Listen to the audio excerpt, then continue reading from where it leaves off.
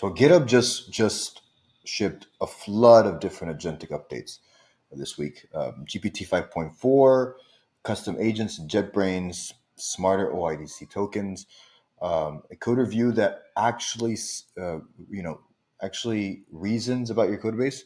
So let me just get into it. So we have GitHub just came out with GPT 5.4 is now generally available. This is a new model. We're getting models like left and right.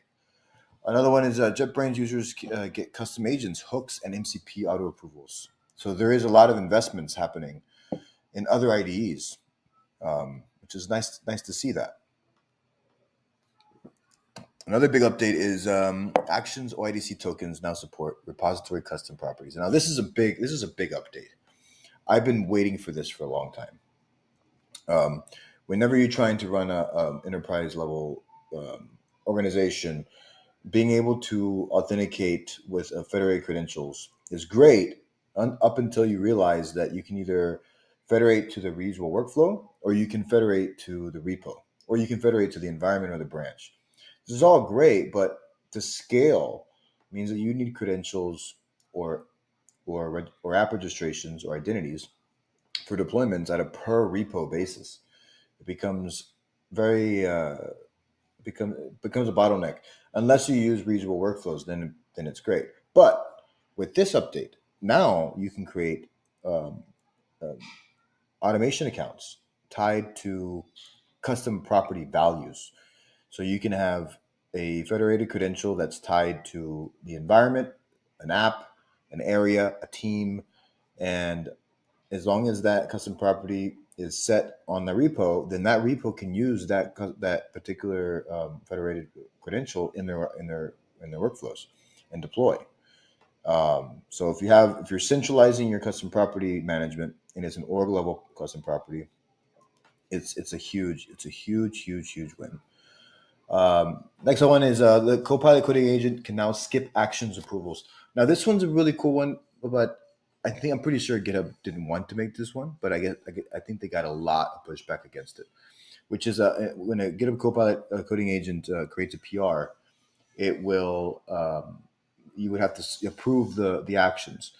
Now, what's the risk of this, right? If a GitHub Copilot coding agent creates like a PR triggered workflow, it can now automatically run that workflow in your environment, have access to your secrets. So they have a disclaimer in there. They basically says all of that, right? So if you go to your repository settings, there's now a disclaimer on if you enable this is the risk. But if you're okay with that risk, which most people are going to be okay with that risk, and then you can enable that. So have at it.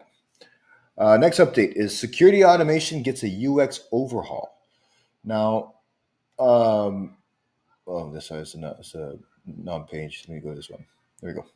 So GitHub Advanced Security Setup made simple, right? So this is basically just some updates to the UI of the security pages, which is always a good thing. Issue fields. Now, this update is pretty fascinating. It shows that there's still investments happening in the space of project management for GitHub, right?